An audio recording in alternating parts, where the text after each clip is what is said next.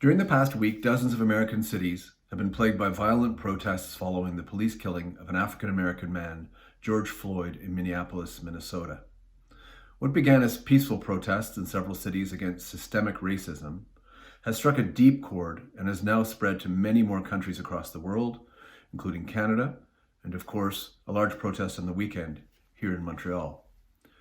LCC is a round square and an IB, International Baccalaureate School, and we are deeply dedicated to the principles of diversity, inclusion, and global awareness. So I believe we should pay very close attention to these important events to the south of us, as well as here in our city and our province, as this is not just an American issue. Fostering equitable intercultural relationships and building communities of peace and understanding is at the core of what we teach every one of our students.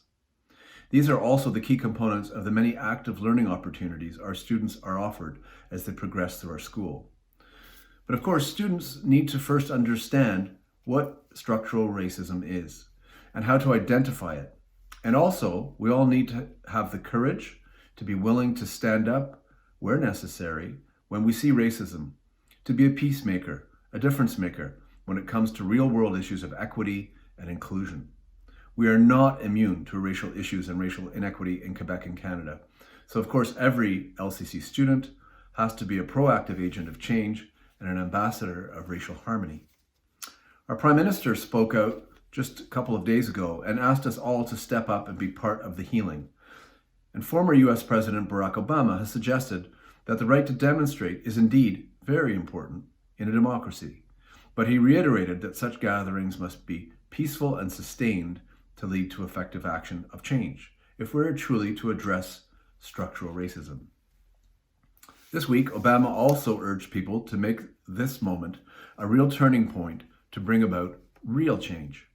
He also asked voters not to give up on the democratic system, but to participate in elections as a way to make progress. I urge all of our students at LCC to follow the developments and these developments in the United States, across Canada and abroad in coming days and as they evolve over the summer. I have also asked for a student virtual town hall to be set up soon, where students can learn more and can pose questions and share ideas. It will be hosted on Monday over the lunch hour with Mr. Bowles, who is the head of our social science department, Mr. Vlahogiannis, who is our senior member of faculty, and Mr. Mike Moody. Finally, let's acknowledge that this situation is indeed very upsetting. It's complicated. Why is this happening now? Where will these events lead us? Our students need time to explore and share ideas with both teachers and their peers. Right now, we all need to reflect on how we can each help to build an even more inclusive Canada, a more inclusive LCC, and more equitable communities beyond where we live and work. How can we each be a bridge builder between cultures?